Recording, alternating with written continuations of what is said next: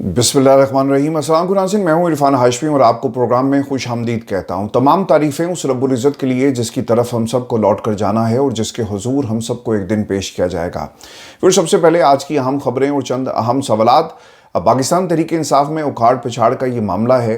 बरतानिया और लंदन में इंतहाई अहम डेवलपमेंट्स हुई हैं और कुछ लोगों को कमेटी से फारिग कर दिया गया है। आज इमरान खान से जो मुलाकातें हुई, इसमें इमरान खान को क्या रिपोर्ट पेश की गई, व्यूअर्स इसकी तफसील मैं आपके सामने रखूंगा। और फिर हम गवर्नेंस के गैप्स को कब तक अफवाज पाकिस्तान और शहदा के खून से भरते रहेंगे, आर्मी चीफ का मुखातिब कौन था और राना सनाउल्लाह ने इसका जवाब दिया, इसका भी एक जायज़ा रखेंगे आपके सामने आज के इस प्रोग्राम में। और फिर ख्वाजा आसिफ जनरल बाजवा की जान नहीं छोड़े और एक नई चार्जशीट जनरल बाजवा के हवाले से आज सामने आई।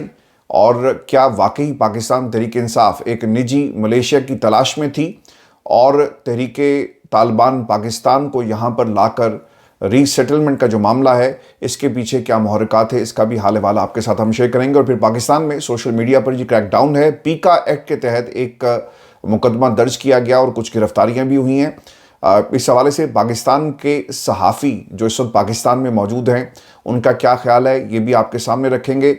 और फिर व्यूअर्स, लंदन 10 डाउनिंग स्ट्रीट के बाहर एक बड़ा एहतजाज हुआ है और इस एहतजाज का क्या मकसद था, इसकी तफसील भी आज की इस नशिस्त में मैं आपके साथ जो है वो शेयर करूंगा। लेकिन व्यूअर्स, सबसे पहले आपको बताएं कि पाकिस्तान तहरीक इंसाफ पिछले 3 बरसों से जो क्राइसिस हमें इस जमात के अंदर नज़र आता है, वो लोग जिन्हें इमरान खान ने पार्टी की क़यादत दी लेकिन वो क़यादत को सही तरह से संभाल नहीं सके, वो तमाम लोग जो पाकिस्तान तहरीक इंसाफ के इस वक्त आपको मैदान में नज़र आएंगे, कहीं ना कहीं किसी न किसी लेवल पर कॉम्प्रोमाइज़ नज़र आते हैं। लेकिन इसके बावजूद पाकिस्तान तहरीक इंसाफ फस्तायत है, बर्बरियत है, रियासत पूरा जोर लगाती है तहरीक इंसाफ के लोगों को माइनस करने के लिए, लेकिन फिर भी पाकिस्तान तहरीक इंसाफ मैदान में मौजूद है और यही इस जमात की सबसे बड़ी जीत है। लेकिन व्यूअर्स, कुछ डेवलपमेंट्स हुई हैं पिछले 8-10 घंटों के अंदर, और जब से पाकिस्तान तहरीक इंसाफ का वफ्द इमरान खान को मिलकर आया, एक नोटिफिकेशन इस वक्त आपको सोशल मीडिया पर नज़र आएगा। इस नोटिफिकेशन के मुताबिक जो फैसले लिए गए और जो उखाड़ पछाड़ हुई है, ये मैं आपके साथ शेयर कर देता हूँ। पाकिस्तान तहरीक इंसाफ ने फॉरेन अफेयर्स और इंटरनेशनल रिलेशंस कमेटी को तहलील कर दिया है। चेयरमैन तहरीक इंसाफ की जानिब से कमेटी तहलील का बाज़ाब्ता नोटिफिकेशन जारी कर दिया गया। खारजा उमूर कमेटी में जुल्फी बुखारी, सज्जाद बरकी, शहबाज गिल और आतिफ खान शामिल थे। इमरान खान ने उन्हें जिम्मेदारी दी थी कि आप आलमी सतह पर इंसानी हकूक़ की तंजीमों को पाकिस्तान में होने वाली इंसानी हकूक़ की खिलाफ वर्जियों के हवाले से आगाह करें। अच्छा, अब ये कमेटी क्यों तश्कील दी गई थी और तहलील क्यों की गई, ये कुछ इन्फॉर्मेशन मेरे पास है जो मैंने अमेरिका में कुछ लोगों से बात की जो इस कमेटी में शामिल थे, और फिर वो लोग जो बरतानिया में भी इस कमेटी में शामिल हैं। इतलात ये हैं जी कि सलमान अकरम राजा और बैरिस्टर गोहरा आज खान साहब से मिलकर आए और उन्हें इस मुद्दे पर तफसील से आगाह किया गया कि सोशल मीडिया कंट्रोल किया जाए, और अगर सोशल मीडिया कंट्रोल नहीं किया गया तो इसके नताइज होंगे, कॉन्सिक्वेंसेस होंगे। और ये भी खबर सामने आई कि इमरान खान को ये बताया गया कि सोशल मीडिया को पाकिस्तान आप लेकर आएँ और यहाँ से कंट्रोल किया जाए। जब हमने अमेरिका में लोगों से बात की तो उनका मौक़िफ़ दो टोक था कि अगर सोशल मीडिया पाकिस्तान चला जाता है तो यकीनन फिर इसको कंट्रोल करना बहुत ही आसान होगा। जब हम ये कहते हैं ना कि कंट्रोल करना, इसका मतलब ये हुआ कि किसी से भी ये कंट्रोल छीना जा सकता है। और सोशल मीडिया अकाउंट्स जो इमरान खान के हैं और पाकिस्तान तहरीक इंसाफ के, अगर वहाँ पर एक भी ट्वीट कर दी जाए इमरान खान से रिलेटेड या इमरान खान की तरफ से, तो इसके सर नताइज होंगे और फिर लोग सियासी बयानियाँ बनाने के लिए इस्तेमाल कर सकते हैं। तो ये साफ इनकार कर दिया गया कि ये मुमकिन नहीं है। जो अमेरिका में लोग बैठे हैं, जो बरतानिया में बैठे हैं, मैं आपको उनकी कहानी जो है बता रहा हूँ। जब ये मुद्दा खान साहब के सामने रखा गया तो उन्होंने मुकम्मल खामोशी इख्तियार की और इसका जवाब नहीं दिया। लेकिन ये तफसीलात जो सलमान अकरम राजा के हवाले से और जो लोग खान साहब से मिलकर आए उनके सामने रखी गई कि सोशल मीडिया के हवाले से हमारे तहफ़्फ़ुज़ात हैं। आपको याद होगा कि 2 रोज़ पहले एक ख़बर आई, अखबार में छपी, और फिर मैंने आपको मज़ीद इस हवाले से कुछ तफसीलात भी आपके साथ शेयर की थी कि पाकिस्तान तहरीक इंसाफ के अंदर क़यादत को ये मसाइल का सामना है और वो लोग समझते हैं कि जो लोग अमेरिका में बैठे हैं या बरतानिया में बैठकर बयानात देते हैं पाकिस्तान की अफवाज के हवाले से या इस्टेब्लिशमेंट के हवाले से, तो मुश्किलात पाकिस्तान में लोगों को इसका सामना करना पड़ता है। ये मुश्किलात सिर्फ फिज़िकल नहीं होती, लोगों को उठाया नहीं जाता, ना सिर्फ ان کو دھمکی میں کالز آتی ہیں، بلکہ اس کے ساتھ ساتھ جو کوششیں پاکستان کی اسٹیبلشمنٹ کے ساتھ ہو رہی ہیں، لوگوں کا یہ خیال ہے کہ اسے سبوتاج کرنے میں ان تمام ٹویٹس کا ہاتھ ہے۔ اب سوشل میڈیا کا یہ رول جو ہے، اور خان صاحب نے جس پہ جواب نہیں دیا اور باہر سے جواب آ گیا، یہ ایک طرف۔ لیکن ویورز، وجہ کیا بنی کہ ایک ایسی کمیٹی جس کا مقصد ہی یہ تھا کہ پاکستان کے حالات کے حوالے سے دنیا کو بتایا جائے، امریکہ میں خاص طور پہ جو لابنگ لوگ کر رہے ہیں ان میں سے یہ شخصیات آپ کو نظر آئیں گی، اور پاکستان کے اندر جو اس وقت انسانی حقوق کی خلاف ورزیاں ہو رہی ہیں، اسے انٹرنیشنل لیول پر اٹھایا جانا تھا اس پلیٹ فارم کے ذریعے۔ میں نے امریکہ میں کچھ دوستوں سے بات کی اور ان سے اکثر ہماری بات ہوتی رہتی ہے۔ امریکہ میں جو ڈیولپمنٹس ہو رہی ہیں، سفری پابندیوں کے حوالے سے ایڈوائزری جاری ہوئی، اور اس سے پہلے عمران خان کی رہائی کو لے کر کچھ لوگ آپ کو بہت زیادہ ایکٹیو نظر آئیں گے۔ میں نام نہیں لے رہا اور یہ مناسب نہیں ہوگا کیونکہ مجھے اجازت بھی نہیں ہے، لیکن انہوں نے مجھ سے جو باتیں شیئر کی، یہ امانتاً میں آپ کے ساتھ شیئر کر رہا ہوں۔ اس چیز کی اجازت ملی کہ آپ یہ ضرور لوگوں کو بتائیں کہ پچھلے 2-2.5 ماہ کے اندر کیا کچھ ہوتا رہا ہے امریکہ میں۔ اب جب یہ سوال پوچھا گیا کہ کمیٹی کیوں تشکیل دی گئی، تو انہوں نے بتایا کہ جناب یہ کمیٹی کا باقاعدہ استحقاق تھا، یہ ڈیوٹیز تھی اور ہم یہ کام کر رہے تھے۔ کمیٹی کیوں تحلیل کی گئی، یہ امریکہ میں، برطانیہ میں کسی کو معلوم نہیں تھا۔ ایک نوٹیفیکیشن آیا، مجھے جن دوست سے میری بات ہوئی کہتے ہیں کہ مجھے ایک فون آتا ہے اور مجھ سے یہ سوال کیا گیا کہ آپ کو معلوم ہے کہ یہ کمیٹی تحلیل کر دی گئی ہے، تو وہ یہ کہتے ہیں کہ میرے لیے امبیرسمنٹ تھی۔ میں حیران تھا کہ یار یہ انفارمیشن ہمیں پاکستان کی جو قیادت اس وقت باہر بیٹھی ہے، جو خان صاحب سے مل کر آتی ہے، جو چیئرمین صاحب ہیں، یا پھر جس نے یہ نوٹیفیکیشن جاری کیا، کم از کم ہمیں بتایا تو جاتا کہ اصل وجہ کیا بنی اور اس کمیٹی کو تحلیل کیوں کیا جا رہا ہے۔ تو لوگوں کو بالکل بھی نہیں پتا تھا کہ یہ کمیٹی تحلیل کی جا رہی ہے۔ لوگوں کے لیے سرپرائز تھا، امریکہ میں بھی، برطانیہ میں بھی، اور لوگوں نے اس کے بعد فون گھمائے ہیں پاکستان میں، لیکن رات ہو گئی ہے، کسی نے فون نہیں اٹھایا۔ یہ بھی میں آپ کو بڑی ذمہ داری سے بتا رہا ہوں، اور پتہ ہی چلا ہے کہ یہ ایک سرپرائز ان لوگوں کو دیا گیا ہے۔ اچھا، اب کمیٹی میں جو لوگ شامل تھے انہوں نے ایک چیز یہ بھی کہی کہ اس کے کنوینر زلفی بخاری صاحب ہیں، اور ایک میٹنگ کے علاوہ کوئی اس کمیٹی کی میٹنگ نہیں ہوئی، کیونکہ ایک تو گیپ ہے، ٹائم زونز ڈیفرنٹ ہیں، اور وہ یہ کہتے ہیں کہ زلفی بخاری صاحب نے کبھی بھی اس قسم کی کوئی میٹنگ نہیں بلائی، اور ہمارے لیے یہ فزیکلی ممکن نہیں تھا کہ ایک بندہ برطانیہ میں بیٹھا ہے، کچھ امریکہ میں بیٹھے ہیں، ہم کس طرح سے چیزوں کو آپریٹ کرتے، تو لہٰذا اس کمیٹی کا بننا نہ بننا اس کی کوئی حیثیت نہیں تھی۔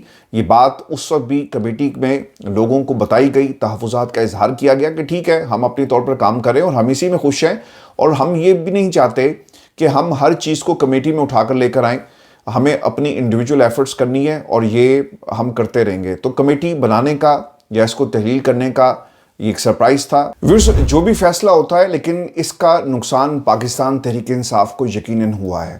آج آرمی چیف نے ایک سٹیٹمنٹ جاری کی کہ ہم گورننس کے گیپس کو کب تک افواج پاکستان اور شہداء کے خون سے بھرتے رہیں گے، یہ آرمی چیف نے کہا۔ اور اس کے اوپر جب سوال پوچھا گیا رانا ثناء اللہ صاحب نے، تو رانا صاحب یہ کہتے ہیں کہ جناب انہوں نے گورننس کے حوالے سے تمام باتیں کہی ہیں، اور اس کا وہ مطلب نہیں تھا، یعنی وہ حکومت کے ساتھ اسے نہیں جوڑ رہے۔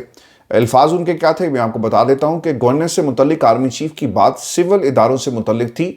بلوچستان میں پولیس، سی ٹی ڈی اور دوسرے اداروں کو مضبوط کرنا چاہیے۔ اب دیکھیں یہ ادارے اپنے آپ تو نہیں چل رہے نا، حکومت کے انڈر ہوتے ہیں، بیوروکریسی حکومت کے انڈر ہے، تو ذمہ داری بھی پھر حکومت کی ہوگی۔ اگر پاکستان میں پاکستان کے ادارے ناکام ہو جاتے ہیں تو اس کی ذمہ داری شہباز شریف صاحب کے اوپر ہے۔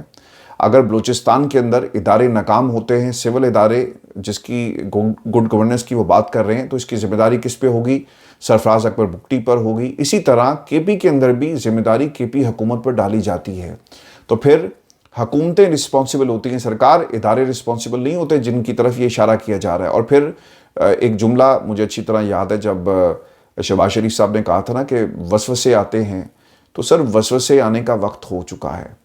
اور آج جو ہمیں جو تاثر ملا ہے اس گفتگو سے، جو ہماری اسیسمنٹ ہے کہ آپ کی کارکردگی پچھلے 1 برس میں پاکستان کے لیے کیا رہی، معاشی کارکردگی، امن آپ نے قائم کرنے میں ناکام رہے، آپ کی پالیسیز کہاں پر سٹینڈ کرتی ہیں، آپ اپنی اپوزیشن کو کنٹرول کرنے میں بھی ناکام رہے، اور یہ سب سے بڑی ایک وجہ ہو سکتی ہے کہ آج آپ کو یہ باتیں سننے کو مل رہی ہیں کہ گورننس کے مسائل ہیں اور ہم کب تک جو گیپ ہے وہ شہداء کے خون سے اسے جو ہے وہ فل کرتے رہیں گے.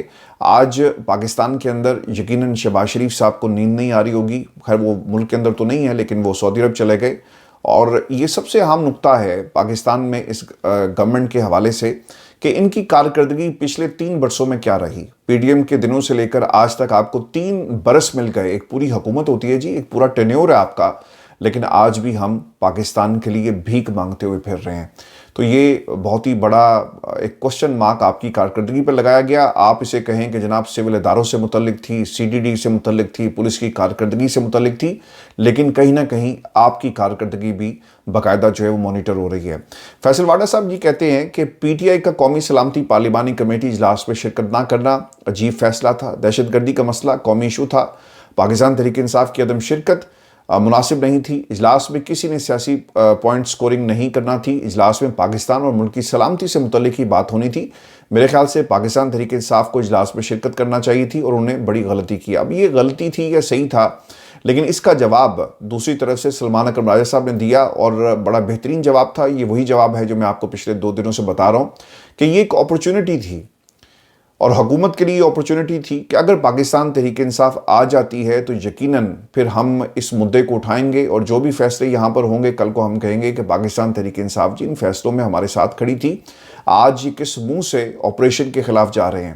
تو یہ فیس سیونگ حکومت کو نہیں ملی، اور پاکستان تحریک انصاف نے جی اس کا ایک طرح سے ان کو باقاعدہ جواب دیا. اور سلمان اکرم راجہ یہ کہتے ہیں کہ اجلاس میں نہ جانا بالکل درست فیصلہ تھا. اس فیصلے کو آن کرتا ہوں. یہ فیصلہ ہر لحاظ سے درست ہے. ہم کسی بند کمرے میں نہیں بیٹھنا چاہتے، بلکہ ہم تو کہتے ہیں کہ اے پی سی بلائیں اور وہاں تمام حقیقی نمائندے آئیں اور مشترکہ سوچ کے ساتھ حل اس کا نکالا جائے. بریفنگ کے لیے بند کمرے میں 40-50 لوگوں کو بلایا گیا تاکہ وہاں فیصلہ نافذ کیا جائے اور باہر آ کر کہہ دیا جائے کہ تمام جماعتیں ان فیصلوں پر متفق ہیں، اور پھر ہم لاکھ صفائیاں دیتے رہیں. دہشت گردی کا کیوں مسئلہ حل نہیں ہو رہا؟ کیونکہ پارلیمان کے سامنے اس مسئلے کو نہیں رکھا گیا.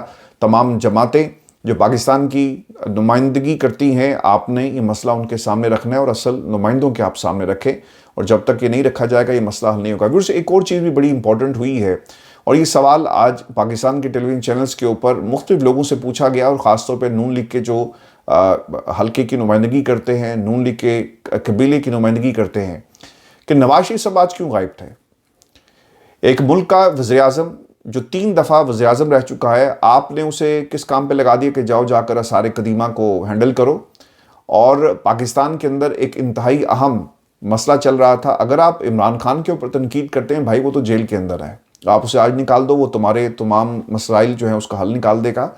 لیکن باؤ جی جو آزاد ہیں، آزاد ہوتے ہوئے بھی آزاد نہیں ہیں اور خاموش ہیں. ایسا لگتا یہ ہے کہ وہ پاکستان کے طاقتور حلقوں سے ناراض ہیں، اور ایسا لگتا یہ ہے کہ جس طرح سے وہ الیکشن میں جیتے اور ان کی سیٹ کا پاکستان کی عدالتوں نے فیصلہ کرنا ہے، اور جس قسم کی نجم سیٹھی صاحب گفتگو کرتے ہیں، کہیں نہ کہیں یہ ضرور وائبز آ رہی ہیں کہ نواز شریف صاحب پاکستان کے طاقتور حلقوں سے ناراض ہیں، اور وہ نہیں بیٹھنا چاہتے کسی بھی ایسی محفل میں جہاں پر پاکستان کی بات ہو، پاکستان کے مسائل کی بات ہو. اور جو لوگ اس وقت ڈرائیونگ سیٹ میں ہیں اور جن لوگوں کو ڈرائیونگ سیٹ پر بٹھایا گیا، پھر معاملات بھی وہی حل کریں گے. اور شہباز شریف صاحب کو آپ نے اگر بٹھایا ہے تو نواز شریف صاحب پھر اس جگہ پر کیوں جائیں جہاں پر آپ شہباز شریف کو ڈرائیونگ سیٹ پر بٹھا کر انہیں حالات کو کنٹرول کرنے کی بات کرتے ہیں. تو کہیں نہ کہیں جی ناراضگی ہے، اور باؤ جی ناراض ہیں سسٹم سے، لوگوں سے، اس لیے آپ کو وہ نظر نہیں آئے. پھر میں آپ کو ایک خبر یہ بھی دے دیتا ہوں کہ کراچی میں جی ایک ریلی کا اہتمام کیا گیا. کراچی ایسٹ کی یہ ریلی ہے جی. رات گئے عمران خان کی رہائی کے لیے یہ ریلی نکالی گئی ہے، اور حلیم عادل شیخ صاحب نے اس ریلی کی قیادت کی ہے. عمران خان کے حق میں نعرے لگائے گئے، اور امپورٹنٹ بات یہ ہے کہ ایسے وقت میں جب پورے ملک میں آپ کو احتجاج کرنے کی اجازت نہیں ہے تو حلیم عادل شیخ نے جی رونق لگائی ہوئی، اچھی بات ہے. ایٹ لیسٹ یہ آواز کراچی سے ضرور آ رہی ہے. آج نواز شریف صاحب کی جو وہ لاپتہ ہوئے، یا آپ جو مرضی سے نام دیں، یہ سوال رانا احسان افضل صاحب سے جی کیا گیا کہ نواز شریف کہاں تھے اور آپ کی جماعت نے انہیں لوک ورثہ کیا سربراہ بنا دیا، دہشت گردی پر قومی اسمبلی نہیں آ سکتے. تو رانا احسان افضل صاحب نے یہ جواب دیا جی کہ نواز شریف کی جماعت کے شہباز شریف، مریم نواز اور وزراء موجود تھے تو ان کی کوئی ضرورت نہیں تھی. اس کے ساتھ ساتھ رانا ثناءاللہ سے بھی سوال ہوا تو انہوں نے کہا جی کہ وہ ہوتے تب بھی ٹھیک تھا، وہ نہیں ہے تب بھی ٹھیک ہے، اور ان کی نمائندگی آبویسلی مریم نے کی ہے، وزراء نے کی ہے، ان کی جماعت وہاں پر موجود تھی تو ان کا آنا ضروری نہیں تھا۔ یہی سوال جب عظمیٰ بخاری سے کیا گیا لاہور کے اندر ایک صحافی کی طرف سے، تو انہوں نے کہا جی کہ ساری تیاری ہی نواز شریف صاحب نے کروا کر ان کو بھیجی ہے۔ تو یہ ہماری پاکستان کی وہ جماعت ہے جو پاکستان کی سب سے بڑی جماعت ہونے کا دعویٰ کرتی ہے، اور حکومت کے اندر یہ جو کام کرتے پھر رہے ہیں، ان کے پاس یہ حکومت چلانے کا مینڈیٹ نہیں ہے اور گفتگو کرنے کا بھی مینڈیٹ نہیں ہے۔ ان کی اگر آپ گفتگو اٹھا کر دیکھیں تو آپ کو پتہ لگ جائے گا کہ ان کے پاس دلیل نہیں ہے کہ اپنے کسی بھی کارکردگی کو یہ جسٹیفائی کر سکیں۔ میں ویورز آپ کو یہ خبر بھی دے دوں کہ پاکستان کے اندر سوشل میڈیا پر جی ایک تو کریک ڈاؤن ہو رہا ہے، اور خبر کے مطابق کچھ لوگوں کے خلاف یہ جو کیسز ہیں جی وہ دائر کیے گئے ہیں پیکا ایکٹ کے تحت، اور پیکا ایکٹ کے تحت مقدمات میں تیزی آ رہی ہے جی۔ مریم نواز آرمی چیف اور حکومت کے خلاف سوشل میڈیا پوسٹ پر راولپنڈی میں ایک شخص کو گرفتار کیا گیا۔ ملزم نے نفرت انگیز مواد شیئر کیا تاکہ عوام کے اندر حکومت کے لیے نفرت پیدا ہو اور حکومت اپنا اعتماد کھو بیٹھے۔ اگر لوگ ویسے ہی حکومت سے نفرت کریں اور آزادی اظہار میں آپ کو یہ لوگ اس چیز کو اسٹیبلش کرتے ہوئے نظر آئیں کہ ہمیں اس حکومت سے نفرت ہے، تو کیا ان کے اوپر بھی مقدمہ درج ہوگا؟ کیونکہ مسئلہ یہاں پر یہ ہے کہ کوئی شخص اگر ٹویٹ کرتا ہے حکومت کے خلاف اور حکومت کی کارکردگی کو وہ ایکسپوز کرتا ہے تو اس کے خلاف بھی یہ قانون اسی طرح استعمال ہوگا۔ یہ پاکستان کی حکومت جی اس وقت آزادی اظہار کے ساتھ کر رہی ہے۔ اور اس میں جو انفارچونیٹ جو اینگل ہے، پاکستان میں جتنی بھی ہماری یونینز ہیں صحافیوں کی، وہ بول نہیں رہی، اور پیکا ایکٹ کے حوالے سے جو جس کو چیلنج پاکستان کی مختلف عدالتوں میں کیا گیا، وہاں کی بھی کارکردگی میں آپ کے سامنے رکھ دیتا ہوں۔ حسنات ملک صاحب جی رپورٹ کرتے ہیں سپریم کورٹ پاکستان کو، انہوں نے ایک خبر دی، اور وہ خبر کیا تھی کہ آئینی بینچ 4 ماہ میں کسی اہم معاملے کا فیصلہ نہیں کر سکا۔ 46 سماعتوں کے باوجود فوجی عدالتوں کے مقدمے کی کارروائی مکمل نہیں ہوئی۔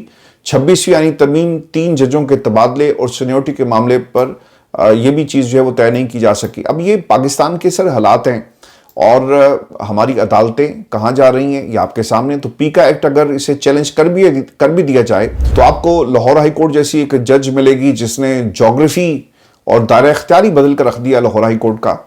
تو یہاں پر سر کچھ بھی ہو سکتا ہے۔ خان صاحب کی درخواستیں، بلے کو واپس لینے کے معاملے کو بھی دیکھا جائے، جتنے بھی معاملے ہیں خان صاحب کے سپریم کورٹ پاکستان میں، انہیں لگایا نہیں جا رہا۔ خواجہ آصف صاحب کی جی آج گفتگو بڑی امپورٹنٹ تھی، اور انہوں نے کچھ باتیں کہیں، اس کا جواب بھی آپ کے سامنے رکھ دیتے ہیں۔ خواجہ صاحب یہ کہتے ہیں کہ تحریک انصاف والے تحریک طالبان پاکستان کے حلیف ہیں۔ پی ٹی آئی نے باقاعدہ بیان دیا کہ ہم مساجد، علماء کرام، سیکیورٹی فورسز اور معصوم عوام پر حملہ آور فتنہ الخوارج کے خلاف کسی بھی ایکشن کے مخالف ہیں۔ عمران خان کے دور میں تحریک طالبان پاکستان کو واپس اس لیے لایا گیا تاکہ ایک نجی ملیشیا قائم کی جا سکے، اور نیشنل ایکشن پلان پہلے سے موجود ہے، اسے صرف بحال کیا جا رہا ہے۔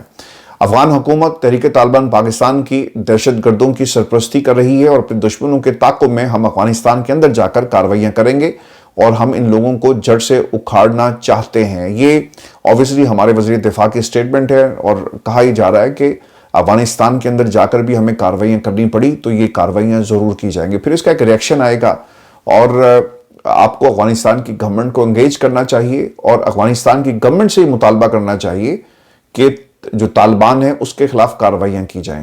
لیکن یہ خواجہ آصف صاحب ہیں، اور اوبویسلی کسی کے کہنے پر بول رہے تھے، لیکن ایک چیز جو امپورٹنٹ ہے، وہ بار بار یہ ضرور کہتے ہیں کہ جنرل باجوہ اس کے ذمہ دار ہیں، یہ ان کا پروپوزل تھا، اور اس پروپوزل پر نہ صرف اسے فلوٹ کیا گیا، اسے پچ کیا گیا، بلکہ اس کے اوپر امپلیمنٹیشن بھی ہوئی، اور لوگوں کو لا کر آباد کیا گیا۔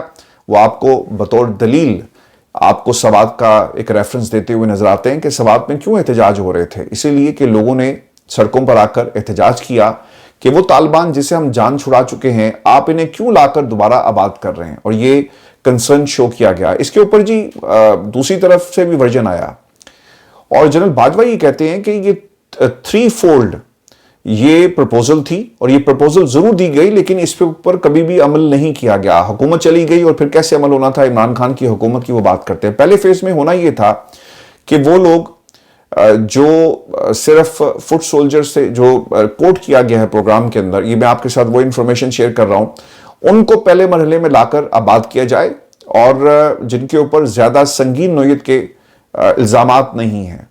دوسرے فیز میں ان لوگوں کو لا کر آباد کیا جائے گا، اور ان کو کافی فاصلے پر آباد کیا جائے گا جن کی دشمنیاں ہیں، جن کے خلاف کاروائیاں ہو سکتی ہیں، جن کے تعاقب میں لوگ آ سکتے ہیں، تو دوسرے فیز میں ان کو آباد کیا جائے۔ اور تیسرے فیز کے اندر وہ لوگ ہوں گے جن کے اوپر سنگین نوعیت کے الزامات ہیں اور جنہوں نے بہت زیادہ کرائم کی ہیں انسانیت کے خلاف، ان کو 5 سال کی سزا جیل کاٹیں، اپنے آپ کو دوبارہ قومی دھارے میں لے کر آئیں، توبہ کریں، اور پھر ان کو جو ہے سیٹلمنٹ کے پلان کے اندر شامل کیا جائے گا۔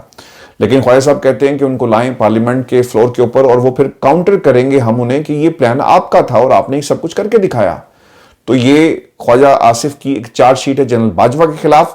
اب آپ دیکھیں جی کہ جب آپ طاقت کے نشے میں ہوتے ہیں نا، تو آپ یہ بھول جاتے ہیں کہ ایک وقت ایسا بھی آئے گا کہ لوگ سڑکوں پر آپ سے پوچھیں گے کہ آپ جنرل باجوہ ہیں، تو آپ کہتے ہیں کہ نہیں، میں وہ نہیں ہوں۔ یعنی آپ نے اپنے نام کو، اپنی پہچان کو ماننے سے انکار کر دیا۔ آپ کی جو وجہ شہرت ہے اور آپ جو کچھ اقتدار میں رہ کر کرتے ہیں، پھر یہ چیز آپ کا تعاقب کرتی ہے۔